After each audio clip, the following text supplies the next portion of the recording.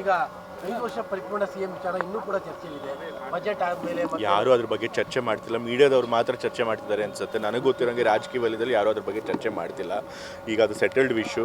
ಈಗ ರಾಜ್ಯದಲ್ಲಿ ಬೇರೆ ವಿಷಯಗಳಿದೆ, ಅದನ್ನು ನೋಡಬೇಕು. ಬಜೆಟ್ ಬರ್ತಾ ಇದೆ, ಫೈನಾನ್ಷಿಯಲ್ ಸಿಚುವೇಶನ್ ಕೂಡ ಮೊದಲಷ್ಟು ರೆವೆನ್ಯೂ ಬರ್ತಾ ಇಲ್ಲ, ಕೇಂದ್ರ ಸರ್ಕಾರ ಕೊಡಬೇಕಾದ ಹಣಗಳು ಕೊಡ್ತಿಲ್ಲ. ಸೊ ಹಾಗಾಗಿ ಅದ್ರ ಬಗ್ಗೆ ಹೆಚ್ಚು ಗಮನ ಕೊಡಬೇಕು. ಈಗ ಸದ್ಯಕ್ಕಂತೂ ಹಾಗೆ ಅನ್ನಿಸಿದೆ ಅಲ್ಲ. ಈಗ ಯಾರು ಕೂಡ ಸಿದ್ದರಾಮಯ್ಯ ತೆಗಿತೀವಿ ಅಂತ ಯಾರು ಕೂಡ ಹೇಳಿಲ್ಲ. ಹೈಕಮಾಂಡ್ ಅವರು ಕೂಡ ಏನು ತೆಗಿಬೇಕು ಅಂತ ಬೇಡಿಕೆ ಕೊಡ್ತಾ ಇದ್ರು, ಅದಕ್ಕೇನು ಮನ್ನಣೆ ಕೊಟ್ಟಿಲ್ಲ. ಸೊ ಹಾಗಾಗಿ ನನ್ನ ಪ್ರಕಾರ 5 ವರ್ಷ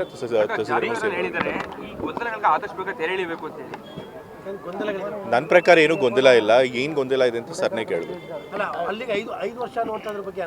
ನನ್ನ ಪ್ರಕಾರ ಹೈಕಮಾಂಡ್ ಅವರು ಕ್ಲಿಯರ್ ಆಗಿ ಸಿಗ್ನಲ್ ಕೊಟ್ಟಿದ್ದಾರೆ. ಅವರು ಬಾಯ್ಬಿಟ್ಟು ಹೇಳದೇ ಇರ್ಬೋದು, ಬಟ್ ಅವ್ರಿಗೆ ಕ್ಲಿಯರ್ ಆಗಿ ಸಿಗ್ನಲ್ ಕೊಟ್ಟಿದ್ದಾರೆ. ನಾವು ಇವಾಗ ಸದ್ಯಕ್ಕೆ ಯಾವುದೇ ಲೀಡರ್ಶಿಪ್ ಚೇಂಜ್ ಮಾಡಲ್ಲ ಅಂತ ಹೇಳಿ.